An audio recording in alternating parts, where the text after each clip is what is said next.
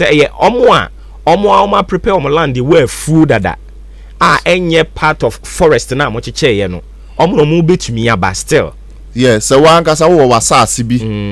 enye kwaye mu betumi aba abaji enuaba ne bi upeso odua wo fie. Na this year kra the man here so interesting say the fruit trees kakra aka ho nuaba no. Yeah, fruit betumi asome ati wo bit say gava alugun to go no na cashew. Oh, okay. Alugu ho ayi na wo kan dia wo say me baji bi ko me ho no mu bi. Mate. Oba ebe ma. Alugu to go no. Yes, oba ebe ma bi nti nuaba kakra fruit trees. Oh, mama, you're quite saying for almost about 10% of your target, no, and your fruit trees. I don't know by any baby amount, maybe about you as I say, Uka could be a wolf. Oh, okay. As I say, you want a fruit to the any panel himself for source into a baby year saying, okay, I see. It's not and also who she say, no, and see, ya casay, ya chebi, seedlings, and also your dear bibia, a bread swan, ye be charma womo. Ana fe na yeguso aye nursery ade no akopim say ebrane beso. Oh, your ceilings in the nyina are ready. The 300,000 of the mine no are ready. You buy office or ceilings be and nursery okoye range headquarters na babia there were your ceilings nyina are ready. I am mature for planting. Your shares you cry distribution no. Okay. Maybe sir 2 questions na fe de nkomo no e de asi. Ghana fo bebre abemu yebu. Because what you hold more, I see you could be ya.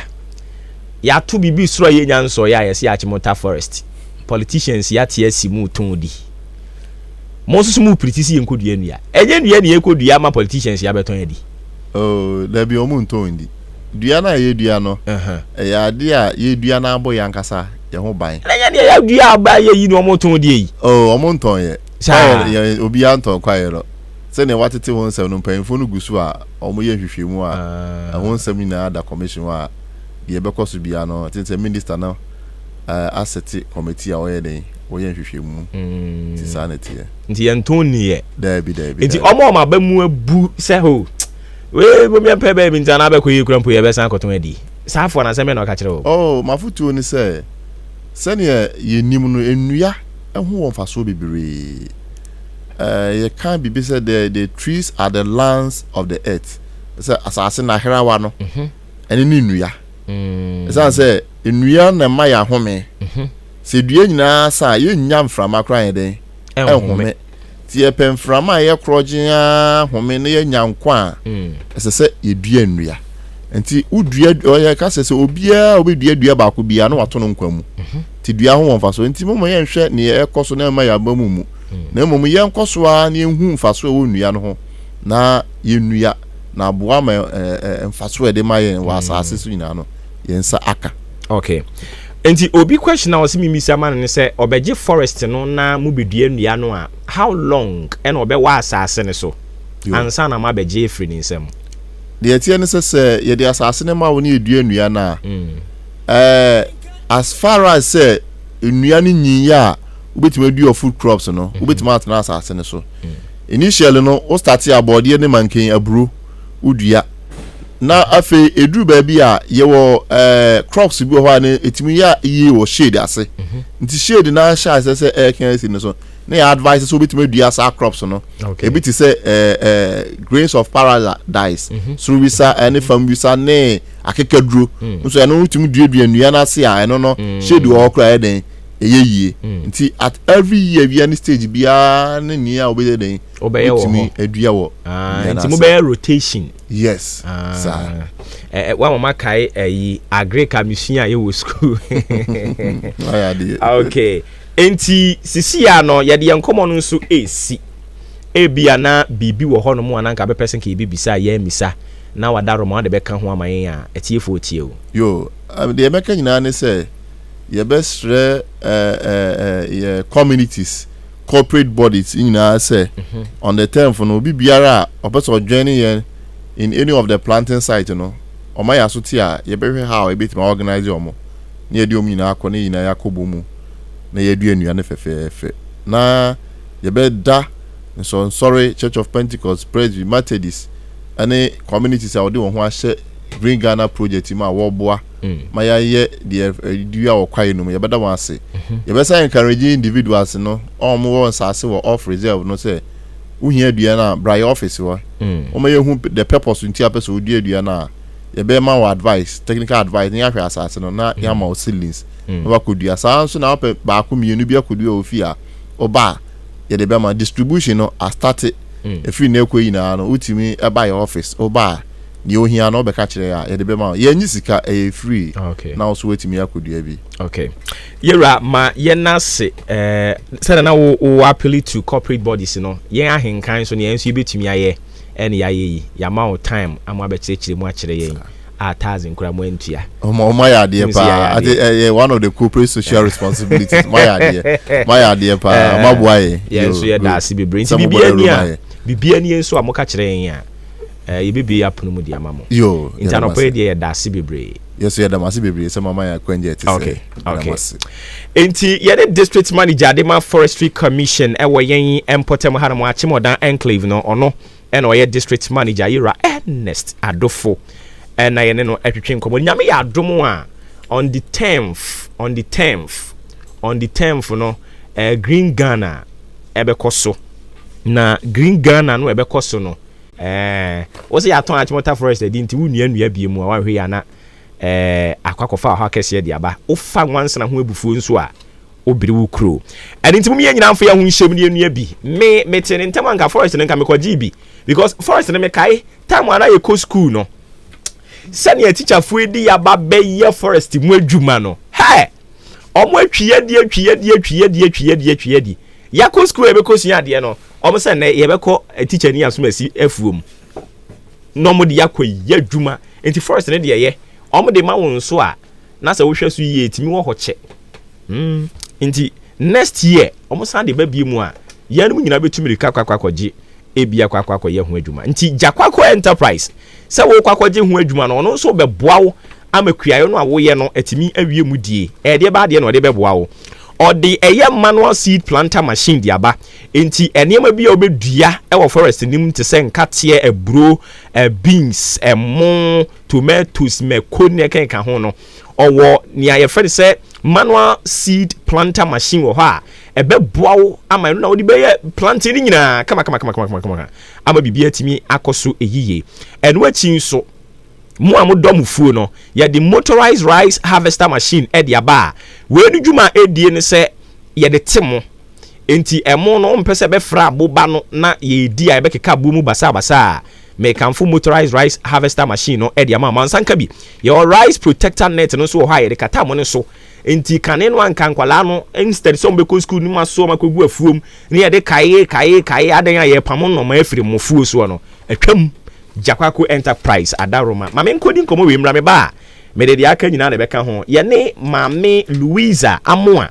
ekobo enkomo. Se na me kan no ene ye yesi ho no mu a eye World Menstrual Hygiene Day. Enti nkodi enkomo kakra ye nua ma no ho. Mame oti ye nkan na fam su ni ya mo ache amakwa ba.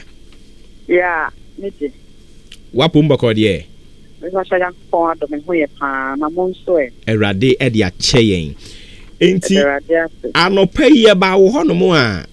ye ba be bonko mo kakra wo kire se wo se aban no hwe na o invest e wo eye sanitary pad production no emu is it that no so wo Ghana ha ana se doso but ye hia mo na we de me dance e na me dance se mama me kwan se membra efije so na me ne afoforo enche kakra yo ho the tell say you say companies they bring Ghana how we sanitary products. Now so na make can say and I buy one district, one factory, only mubako pad factory. Said the bear and no it is owned by the government himself. When my the other sanitary products in your individuals or Maakye. So what I said. Nti omo no me ana me made nti me na me ni kwan me afa so aton no na mom so we koye government gi aye na ni say ye na to say sugar factory to say rice factory cement factory eye Ghana dia eno no sa no ye nim say e ho hwehwe no e be ko fom kakra se de be ya ye never to me a patronize abre or much say buy made in Ghana product and to made in Ghana product. This a no bem sir a be boy. Oh, I see. All right, afi yenwura mu kakra yenhwe said ye ya na yenua mai ebre. Ni titiri wo mu ewu nkrase. Nkwala ne bebre wo hono a wo mu enya wo mensese a enkyere ne kyere se wo mu enko suku. Sadie yi any 21st century Ghana baby a yedru. Enu o man nanimu ase. Enya som ke so me bema. To say ka se komwa na o hwehwe wo do aso toto form na o tietie emayewa no enyoma bi o ho a ya mo di sefie mo ho a kanim dia be de na ke be di say ye na e be sanitary pad na uye ana wa to achu na ho nsa na ko be na nso me gidi say nam sika sem famunti e na we na because akra no enye sika ento no e den so ade no e ba ne de e ba untumi stop no nti kwan bi obefa so obekra no so se de be ya wan ko say no ho ana se nanim ngwa se no sa kwan na akra no so befa so nti na ye bo mpa ana se ye suggest ya ma ban senka omo aye sanitary product se de be ya so better because we who bisa akra bi no say madam last week na ma school adan na me nyame menses na me nyisika me de better part sa akra yo ni squad better part nyame ambemu na so ko share boy bi ana be ma bi na didi nkomo kosra ni sika ba ku bi na agency o ka chen se koku mam sika ko top pad o but koku chen sika because when it tin say or this can be ko top pad ba sika jeje na ye ne da be ma no so be fa ho na afi ono so e be na agency sika na o de ma akwa de so tineka na wa fa ho na oni na da o be wi echi no nkra bebre o ma anyanyem no pad sika we nya anta ankra no so ntina okofa boy man sika manage CC no wa fe de wanyem no eno no ye how kesi a eda ankran no so enti na ye yesusie ni ncheche a ye kakra ni se ye cheche mu se de ombe krom ho so amana nkofa yare amba no ase sanche omu kwanya ombe fa so ombe krom because pad na ye de enti to mago no post we work say reusable pad we dey be on for reusable pad e de ya ye use na me disposable pad we are no was na reusable one Eya I was so to me silly ye. Emma area boss ye at 2 years. So what's name is because 1 year is far. A very rich and a best all crowns, so no one for introducing infection. I say we very actually be our now. The office I want about no ember. A dear man, I'm said the witch young crowd see him. And here pass there. Did you my family say internationally no obia kasa minim say and I'm saying this say ye kasa ni na be ma kaso na etimi edihujuma ama na boa ye ma no da achen. Okay, na wadaroma se uti radio TV ho na uhunu se ne aduru ba bia na amanyofo yi ede sanitary pad ho nsemsem eye campaign de ya amanyosem a eye na usomu sen because enche ye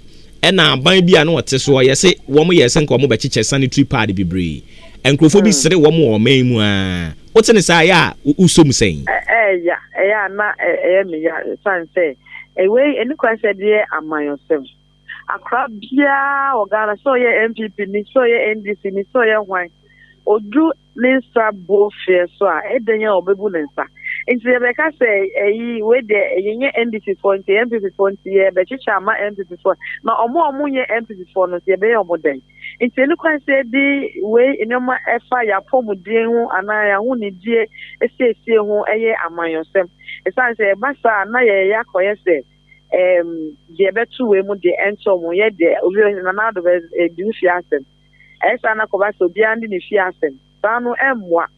ye na ye fa adwene ba kumbo afoma ba ko ne ye hwenhu ekwan a e be fa so a ye be di enema bebu akwemu a be bua ye ma no daachi because o man daachi no ani emayo ya ani emamu ya ye hunu tie e be bi be ba ye penifo mu de enu na ombeko na akadiaka nti si anye ni ya that's yeah, maybe side abre. That's it. I see. I think ne krakra mu okra no wadaro mafia na ntim kakra say yeka say menstrual hygiene eno no ye de ba de.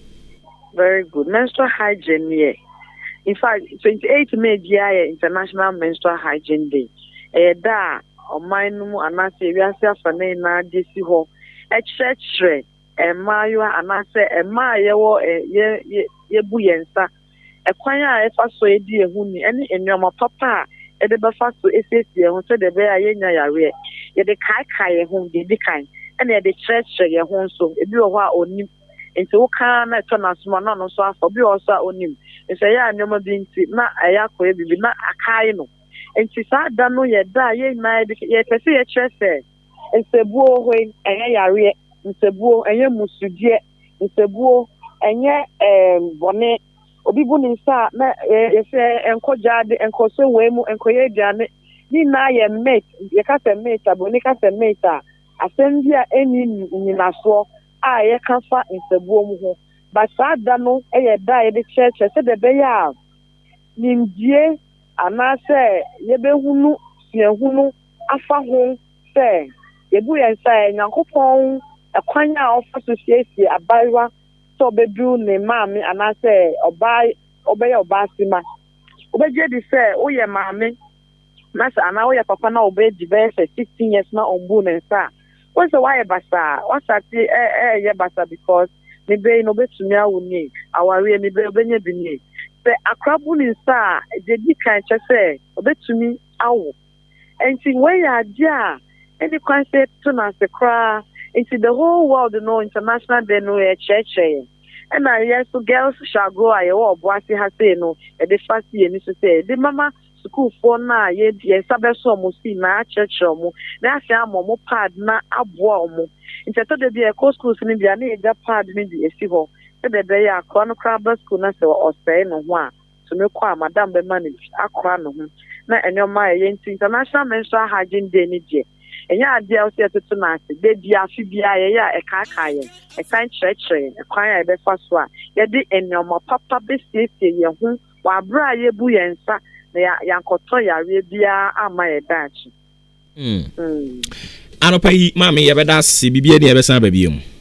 Mepatwɔ mate pa me dɔm ase sɛ mofrɛ me ba ahoma no so. Nyame nhyira mo. Nyame nhyira wo nso. Yɛne Mrs. Louisa Amoa ɔyɛ Executive Director Girl Shall Grow. Ɔbaa no nso bɛnyini. Na muntie daakye bia me nso me foundation me de ba me gusu a me yɛ ho adwuma enche ɛbɛba abɔnten me launch me foundation na me de ba no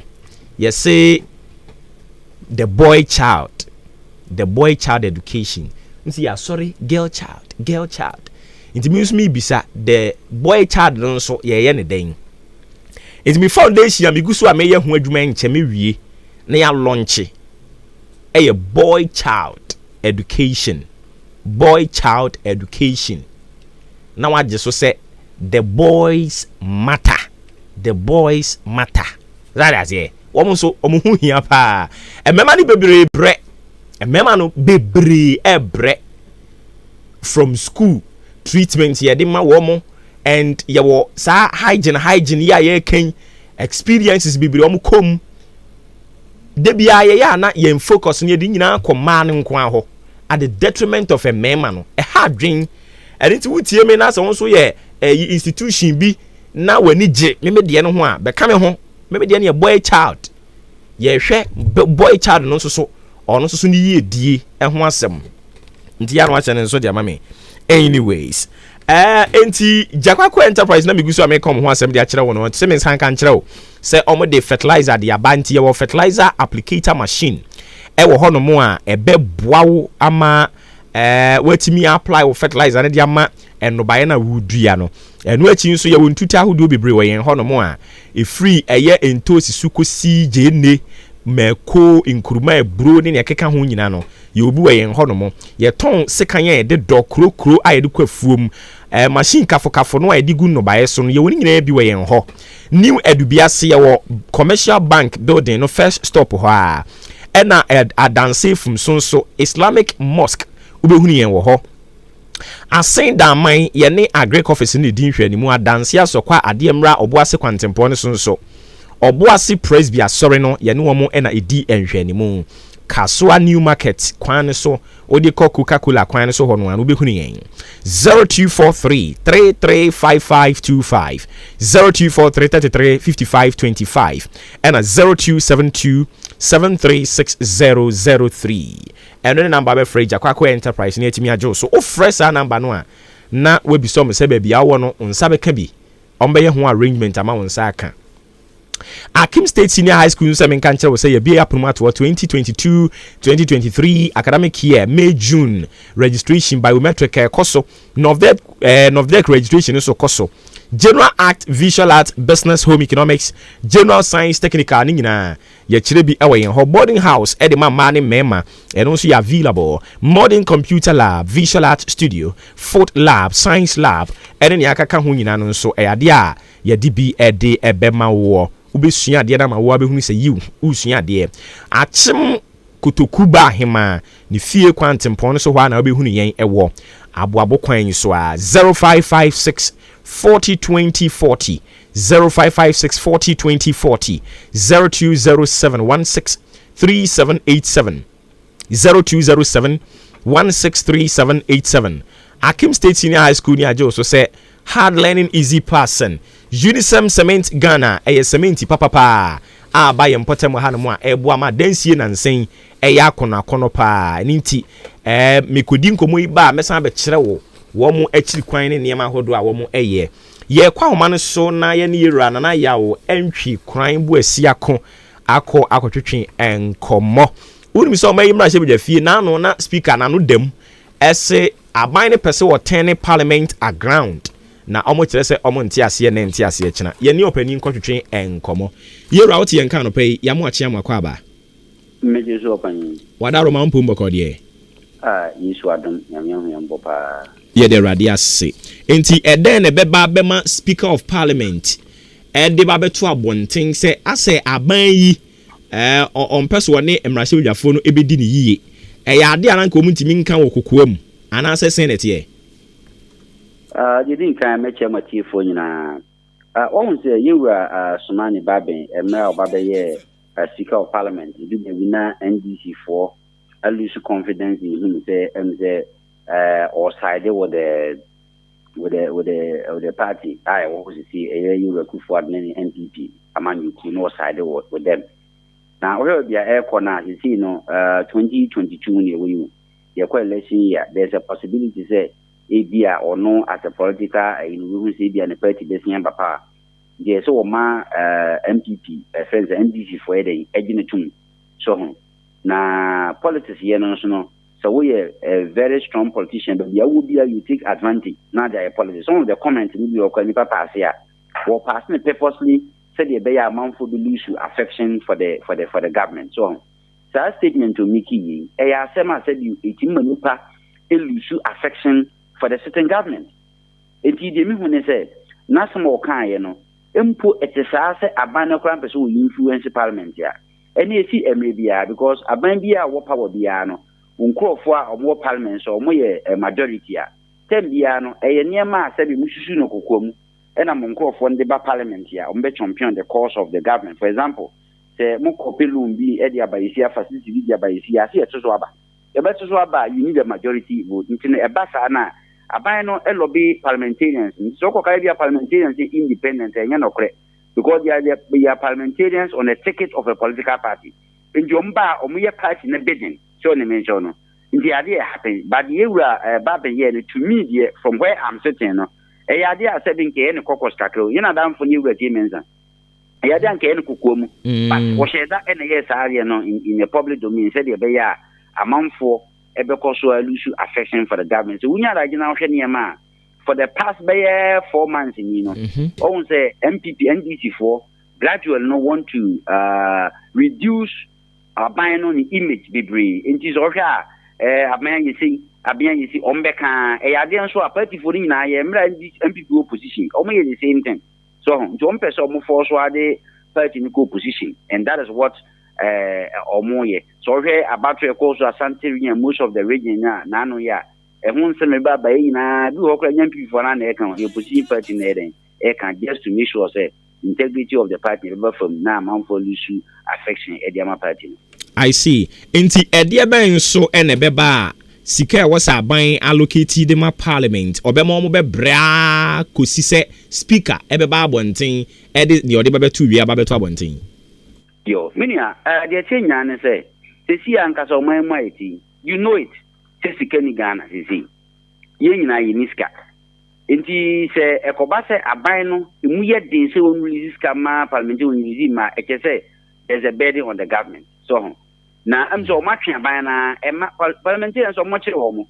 This kind of ma o mo kire na ma edu ba bia sa ansam ye den e ba abonti. Enti magbe se e sika eni ni ho. E na ma adna dili na nye se e bia aban no mpese wo de ma wo mo. But sika ni wo nso a e kasa.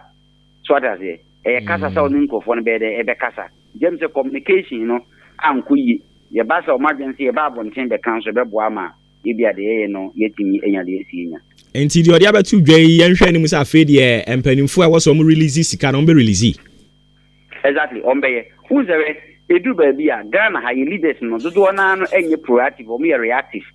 So nza enne course o mine bebri tembia no je say ye say nipa din ye say nipa ye tanishu image ansa na de a e wo say ne ya den yaye you see o makan ubon say aban bi tum kai say because e bas ana throughout the country ubon say aman for be start yakasa so ne mention no enti I know say aban no be soro waka na watu sa na mo eno na ebirum nso ka say eye speaker mo de hwe na no den ye wo ministries bebri wo hono abepem ne omusika a wo so omunsaka omunsanka ni nyina nwie ade na sa energy kro no a ono edi wuro omu die mu no onfa nwura other ministries any MMDAs because as we speak common fund the cry ni nyina mamwie ye minia unim di ama edu ba bia nyema to eye boko sa ne say all the ministries ne assembly fina no a government appointees and a head it is ankofo no eni sa akokoduru a se de enkoye kura omde be kan ko kan na kese ne party no working party yeden ebefam the ministries na sika nkwa e hwa ye din nyina no who is heading the ministry wo yo bi aban na yi na si ho the sika na ma e wa upanyi na mpesika no ma e no ka ho bi e na ama e ya ho no aye din no ba ko parliament ne dia e ko mo anka sika sem dia obi ad ne dia atonchen no mu nyina agina se mpesika no ba we ye nkube na wa se ye bo omu ja se if that dia so man be tu mpon a ye hie sika se bi o parliamentarians nkwa abegide ye adwuma na MMCs nso ehie sika if you see nso ye soro waka this incumbent upon MMCs se omo nso be soro kasa MMCs omo odin sin ade o pana se omo so omo kasa parliament kasa se yafe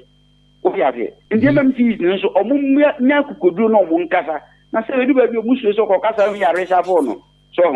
eno na ha the chief executive of the ministry no which so kasa obede ye be restart for. So these are some of the reasons why sika entimi emfuru haya parliament dey sabio omnya kukoduru eka and dey say won just say speaker of parliament no we MPP nyanka wonka because on e ma bontin we opposition tin aba bontin no it will be a lesson to all political parties say do baby am back to munhwe ni ye kwanya mo fa so ekokoto aba ma ye wura sumani no a classical idea say Ghana politicians na issue bibi free mu. In same be any question about one, you say about one thing. So they are paying the price for whatever they do. I see. All right. Yera ma yena se bibia ni abesan ba biem. Me da se ni Amisha. Amisha so ye ni yera na yawo entry crime bu asia kon executive director Alliance for Sustainable Development and Participatory Governance.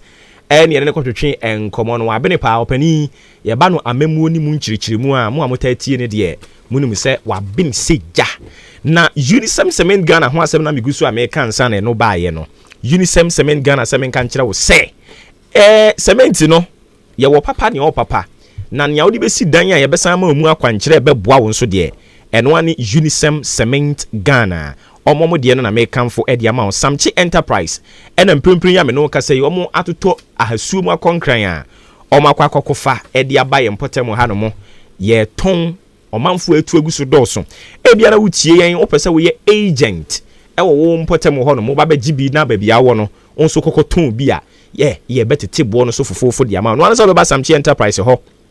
ɛwɔ Amantra Wache Junction achimo dan ya be si abrosan kama bi a eben Dukes filling station no anase fresa number yi ka kyerɛ mo sɛ me pese me nso me ton cement ni bi ɛwɔ ba bia me tie no 0243 583190 0243583190 ana wankasa nso usi edan bi ana wo ye project ena wo behia cement ya wokɔ hɔ no mu a yɛbɛmo akwankyerɛ na afei niema ɛbɛboa wo no yɛtumi aka akyerɛ wo wo ye mesini wo ba betɔ cement bags no more than 15 so a ye wa kyɛdeɛ kama a yɛde ɛbɛma wo nti wo ye ne saa mayen a ɛbɛboa pa ano heba sɛ menka nkyerɛ wo sɛ nyankopɔn yadom a bosom ya yɛkɔwura mu June ne deɛ ɛnwo se yɛde yare yɛwura mu ɛne nti wotie mu sisi yɛ ya kooko wokɔ afikyira obi abɛte wo nka wo ba ana empam wabɔ adabiri dwo wo hɔ wa ho akɔno a wɔsɛ onyama wo yere wukunu ate kɔ ate wani so sɛ yi bayie no ɛte wani so ana ate wani so ayɛ sɛ abato yɛ kɔkɔto yɛ nkrɔfo sika hyim ate bebre no ani so yadeɛ no ɛna ama wani nje o yere bɛ no aduane o ba bɛsi hɔ no mo wani kura ato ana wakome bo pedipedi adwapade ne na amim komu amekanfo ano herbal bitters ne capsules no ena yedi ama on EK Asimim drugstore eyade a ukọ ho no ma wonsa ebeka bi Odan Old Town Zango ena wonsa ebeka yen ewo frey on 0541210227 0541210227 kane no na bi wa Ahenkan FM ha nanso mprempre ame no kasa yi atofo abetu aguso asa eni nti gye samu nyina mokọ EK Asimim ho enomo ejebo ababa beduru oba beduru da ban yawoda yedi yanim ya nti enedwo ebna uku yawoda yedi yanim ya eye boiling issues ensem a ebehuru anopa ebehuru anwumre awia no na anwumre ye de abeto bama so ya bedi ho enkomo eye boiling issues program we dey ba beboa ama ya probi yem politicians no ye be probi wo mo ye be bisa relevant questions I demanded relevant answers ye be bisa wo mo na ye di enkomo issues and matters that matter to you enko an ye be di ho nkomo wa ha enti enye na no we be di 2 cd we be di 3 cd ni aye hu dede ye ni asore ko e ba bi da bi ye nye saa enti nti we ye communicator we ya na musini rep na wo ba dwumadie so a wo so wo boa wo ho sanse amagane amagashia yebehunu amaga hoho so ate ase boa ho sa fabra na yemfa program fa nhihye so nyame ya dom a ya wode edi yanim ya ene ye de maiden edition ye di kan kora nti ya wode a ebai ena ye be breaki program na virginity tie ya wo surprises be bre no a ede ma wo empanimfo bi e no bebo nkomo menka ho asem nkyerɛ wo but eya no atamu chuku ebe ye se hoja eya no ahyede nso ede amame ya woda ebe ya anwumre no nwotwe pepe obete pra da na ese kwa me nkroma ban no ebodu mienu a pra da wante wo nka penje se yeyi wadi afi adwuma mu enti ya woda bia no nwotwe bope bonse eje tuato den nondu ansa na ye be sore so ni nyina eye nsem ebeboa ma Ghana akonanim ebeboa ma kutokuman akonanim eno na ye ba besi ho eye enkonwa na yaye ne se eye beprekonam no ebewe no hyew so kama pa eya na wahia kutokuman yo no ankasa oboba ofori amanfo ensuroja eya na wahia no sanse kutokuman yo tena ase a kutokumpuntuo nko a ena yebedi ho enkomo na Kobe K nso anya yi o Kobe K anya yi a nyankopon ya adoma wo kyena na yi ho ntoto ye bɛkɔ so kyena ye na wotwe da Kobe K na damfo pa Frank Entry a na ye fe no yaw puni last week mu ho ba bi na Kobe K ka kyerɛ me sɛ abrantie yi wada ne benkum ɛso nti nyankopon ya adoma wo kyerɛ sɛ wo kyena na wotwe da no ɛbɛkɔ so Frank Entry ana mo frɛ no yaw puni ne na wotwe da no Kobe K kyerɛ sɛ bɛkɔ so wɔ Achim Odan Old Town ɛyɛ ahembrono ahen aboboa no ayo ɔsɛ bɛkɔ so wɔ ahene sɛ wɔsɛ nka ɛyɛ ɔhene aboboa no ahemboboa no saa na ɔdan no mo frɛ no okay nti ɔsɛ ahemboboa no ɛna wɔkyerɛ sɛ yaw puni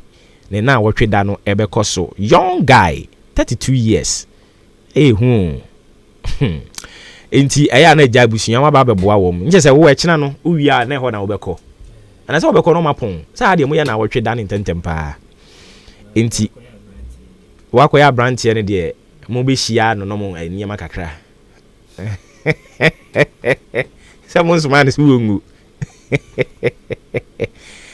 yeah dio okay nti frankentwi yaopuni ne de eno no nyame yadoma wo kina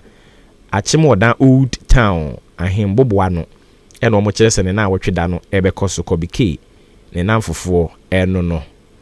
enti abusua ma memfa se ne abatfo no si koye ewepuema ntem ha ehun sunsanso no emfa ema omiwie a na fe mi ma wo kwan na nso so enkomo ayedi abepem ba bi adi adrei wabemu ebi enti sei ena puema ntem abatfo no esi ekoye puema ntem abatfo no yeto wie ye no na chairmanship position no de mwate ho asem dada enipa mienu na ekopreye Yera Jeffrey Kunedu Ado aye tai twa ne diniti afa ne Jeff Kunedu eni Kwadwo Boating eni ko gina ye ye no Jeff Kunedu esesa ema no 424 Kwadwo Boating enso so enya 202 enti na je se wo se Jeff Kunedu de no kura no ye nchemu mienu ma Kwadwo Boating efa still na no obesan de ka but politically no Kwadwo Boating so ya ade because less than 1 month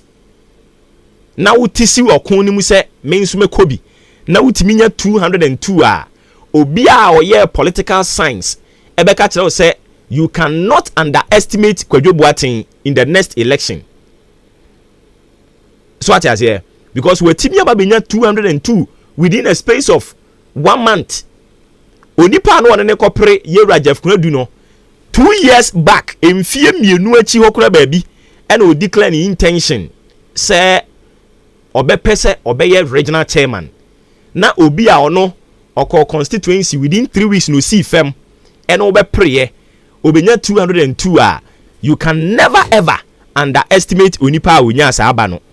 nti e wo say no so mpanifo hwe ni yie na ebetumi omontwe Kwadwo Boating emewom na wo mani so ade hu no person mu breki 8 no mutimi breki meme de ayi na me yosomafo mabaye madwuma wie nti sesei no ye no mo be kɔ no boot for boot ye no be kɔ no boot for boot maye madwuma wie nti sesei no ye ne mo be kɔ no se ne tie ne sefata ye nkrokro mo biem se ne ye de jef na de ye wie ena ne ye wie ye enti Yera Jeff no nso so ho asem no first vice chair no nso opani a onya ye Chum Berima puema ntem second vice chair no nso so abato no say ne si ekoye Frank Apia enya 313 Paul Ameni enya 112 Otin Edu enya 296 enti yewie na just second vice chair no Frank Apia ena udi nkonim ni obehwe musika asem so puema ntem eye owura Bernard Kumilabi ono de oko ono post obi ane na nkopre na Sarah coordinator nso Hassan Muhammad ono so ko ono post obi ane na ampre organizer position no Jerry Osepoku onya 545 Opoku Echampon enya 57 Ahmed Yusuf enya 27 enti na che overwhelmingly no Jerry Osepoku ena enya organizing position no anopai krampo ye ne no abomu enkomo youth organizer no so sei ene kokoye youth organizer no enipa miensa ena ekoye ye wo Aaron Donko onu nya 200 Adamu Musa enya 230 ena Agoku Wuta enso so enya 197 ye wie no na Adamu Musa ebimu frɛ no Roda na je se uru ha nso a ono watitim okokra secretary position no nso Tony anase Anthony Osei Ajeyi ena Backman Ekufu ena de kotentam so ye wie ye no Anthony Osei Ajeyi amota friend Tony enya 498 Backman Ekufu enya 130 ntese no so ho asem no assistant secretary no so Felix Osafo Mafo enya 95 nana yawo penyin is it pepin mana penyin papin anyways ono so nya 328 oforia tenya 104 yewie ya na say nana yawo papin ena enya ye 328 women organizer no so Fati Vondoli ene Mercy Amo Dakon ena kopre yewie no na Fati Vondoli enya 297 Mercy Amo enso enya 331 nti ono so Mercy Amo ena edin konim ewo ho Asante Mantamu de ne de chema wuntumi ne din konim yemfansi bono Mantamu nso chema Kwame Bafo aboro nye ene din konim yemfansi Greater Accra enso so yera divine agohum na oye incumbent or retaining seat ewo eho no more me ba to yemfa frefo be se enum na yen sorry so. Fellow citizens, I ask you to be citizens, not spectators, citizens, not subjects, responsible citizens, building your communities and our nation. Let us work until the work is done. Enti wada Roma unsu betumi aba 0201944485 and 0554820910 obemu a oye faster ye be fa na fe yahwe na ya sorry dwumadie ne so amane aka nyina beto ato aso de ama ho ebinom ka se na other regions no me pacho de ne we interest we mu an aka ho asema kire ne aka ne de akire utie news no me kire mu de akire o nti eya na wa hye ne nso e de ama me baabi ana me we interest wo epuema ntemu ene Greater Accra Asante Mantemu na Bono region ho nso so yawie nti akire din sei wo mo se wo mu bebreki 8 yanso yete aha eni asum ya no ne yehwe wo mo 8 kro no ekura wo mo bebu mu no yete ha ehwe wo mo anim ye nua no ndisi fo no se mo boa nya de am bebreki 8 mo so mo boa nya de am bebreki 8 grassroots kura mo nto ma ba nwie ye ne je se ye kwa na se ye bae mo ye ne ntem mo mra na eja omo ebe campaign ama omo ye campaign ma wo mo na yenko yen enim we semen sign we shit birthday in sign emfa emano edin yo mame nkofa we mra we ba cho udin any baby akase free. Hello udin baby akase free me ba cho yinti o obo ba ni nyame yetuma yeah that's it every I want to the and the young man be from some the more bad than they to the age. Papa, yeah, and this is follow. You drown in the gentle's and sure. And this is for the credit, yes, sir. Opposition yet, and ya cry. MC Jankaba. A Jankaba, so you didn't know when I'm where I say. I send them credit. MC wait me asan baby m say MP so dia obetumi asan baby m why ai na o de when this in common no dia ba beto aso ama me abrantie yi mi hu all right I see am again here anyways nti o say a glorious happy birthday ana me boa oh okay a glorious happy birthday enko emfa emma Bismarck Kweku Tano Cosmos. Bismarck Kweku Tano Cosmos. Happy birthday Enko Enfama. Live to be 93.3 and beyond. Your type from faculty or Kede Government Hospital. So happy birthday Bismarck Kweku Tano Cosmos, aka faculty Kede Government Hospital. Live to be 93.3 and beyond. Me pa chodin baby akase free. Obo ba ma sa ben. Yo, MP ana MC. E ba cho MP ankasa Jankaba. Yo, MP entie we. Obo ba re de ko ense nyame o because o mani ma ye to talk it is ana san. Eno nyame enti no, ye me ka ama ni NGC for e wa bo abukro mu ano. Ana say achimoda na be bi eti Ahenkan no me slow man kasa omo ni de ya sisi ko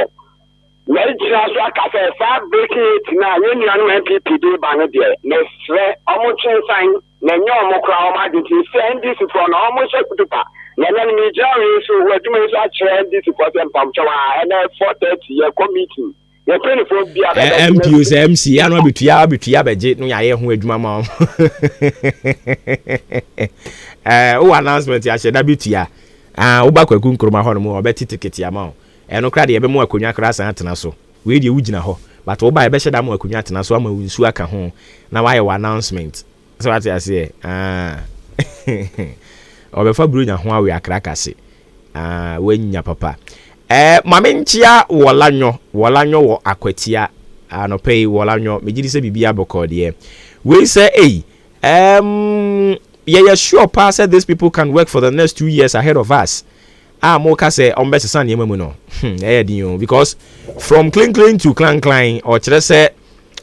niema nyina nkoyi muso bebreki 8 NPP o se den eden kura ni ya frame inshiraba intiamoa me wo achim aboabo aman from ene aboabo yin so asu because as mo bro no wa ha doso pa aboabo aman from na no so wa hefa kwa me asante mo na mukuro mu ni ha me ba chodi me be ka se free Debi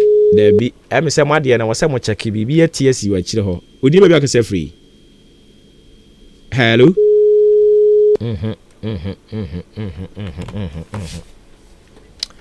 me ba cho odi me be ka se free boba unya ni penia ni wadan kwanta ni penia ye ntie o boba ano pedi eni partner we as na ase bia mu mokoko bu bo be bo wankasa the exam ka say me and say Dr. Kwame Nkrumah ka say if change mind for too long violence will break here and then no nyina ne say man ya kodunu MPP for the man ya kuma di agboro as say hu ni say ya kan ya sebre ya sen ya katro me ya to abamo di to me show mo nsem yo mu ye die awon mama na die say ba omia say oye economics papa obi enu ni akini nenso de ba omia say krazo ani kura ni economics say ba omia this answer agene tem osaf mafo as a presidential advisor so oba bontina be ka say o man sika se ba bia akodui o man ni tiri fatika entoto eho ema petrol cost ema forma na no say o de o man mutimi mu NDC for so na NDC for ye o hene ba ene me nyini se yaka euro osaf mafo ho asem wa ha o ana me boa ya sama wa ba bontia be kan nti de yen aka wa ha no ne pesa wo be ka ho asem enye ne yen kan why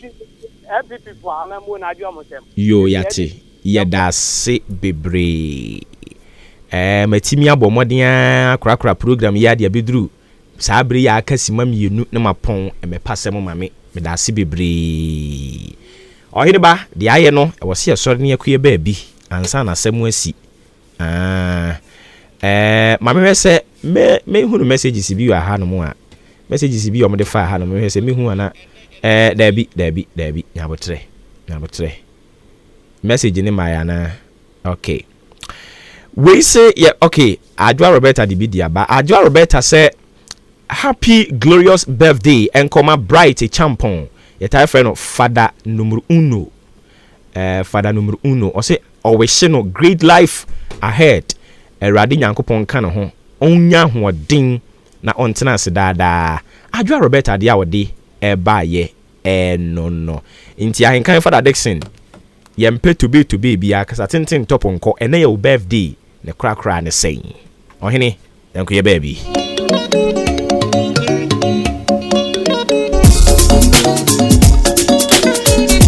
Isaac Edua say good morning sakeke no kan ye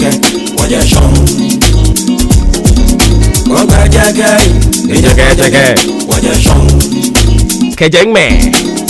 jage waya shong jage waya shong kebe wo waya shong we have come far. This is where we will part ways with you. God willing, we have another date tomorrow. So thank you so much for being part and parcel of it from the very onset. Yeah, they see her. Odi Ahenkan Kwame Yaboa. Adwempa yini Kofi Mensah Kobe K. Kwame Asante. Billy Man. Midin Oboba. Ofori Amanfo. The Commander General. Ensuru Jaba Kwayaka. Kotoku Mayor. Ahaya ni edibesie. Yankopon ya domo ochina. Kani asamba. Me ba to ne ekoyie no afre aboyaba so de ankoyie no atwe adwen si so ti ase nipa na efom eye nipa na ede che. Erade nkan ho. Anopa me chia me maame Victoria Edu. Wone me papa Edu.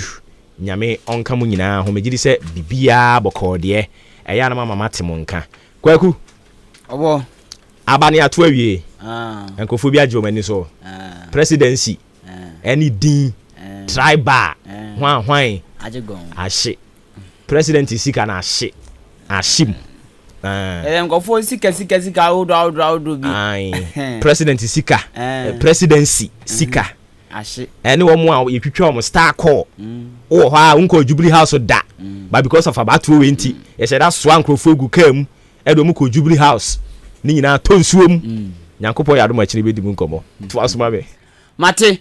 Anopo no ndo ba pa minute mienu adehimama. Me mama chimo makwa ba biem de ba Ahenkan 93.3 FM so. Me din di kwaku anin kusi buadum. Ayensema do abeti ewo ye wia pem to bra kan kase mu. Ena impo anwumre no nsia akan kase mu na poso enam de besmu. Edikan Asantemantem suafo ade atudwa se wa abra chema wuntumi bonto wo fom no na chema ode no so e bonto wo radio TV ene de obokrata odrum endi samonyoko no abokane mampani ora JM Osabaso se wa beboa pa mampuntuo akoso wo maimu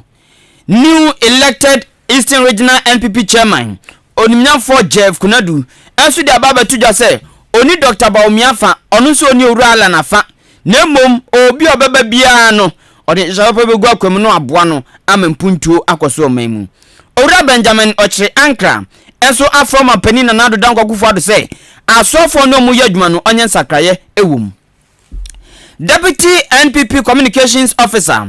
ede atudwo se chema wuntumi anini paba onu pani nipa so kwa santimantum obetumi aboa ama nwotwe NPP fo beso wo bum no wo betumi abum asantimantum ni Ghana nina Fred Blay aye dwomto ni pani de ma NPP amonyoko no ode atudwo se enkofo bi kika se NPP amonyoko ni ye corrupt womu agia demudia pa nina efase John ni nsamansi a waye ho ena owura Fred Blay chese anya no kreda magana fo embo wom sasobo no omampani de ma Ghana Institute of Planners enso de atudwo se ewase ma ye frasie bodawuru efa insuyire ho abribia ma ye ntwense nso betotonko a ene ebeye saade no district manager de ma forestry commission a ewo achim odan enso ene ebedi nkomo afa green Ghana project a esa be pege biem ewo maimu oko achiase kronmu a ewo achiase district arosema sini se abemwa bi atwese kan dia wo ne nyonko be ma akunfunfram ewo achim achiase na emunsam ye de babesomo sanso ana hyenkafo bia wa achim dan Brim Central Municipal Assembly so womadi onminyafo Alexander Kwasiakwa MP womadi ne ho ya pa sanse ansa na obeba abamu ana obepritumi no ohye wombo so beto taxi ama wo mu no wo matwi no matwa ne kakrakra wom se besi ne wom nte won frama mpo eno makwa akwhwa de kro wei ene nsema odro bia de babasomo anop awiei ena impo enwumre no nsia akan kase mu na poso no medin di kwaku anin kusi buadumeko na super duper competent mid morning show with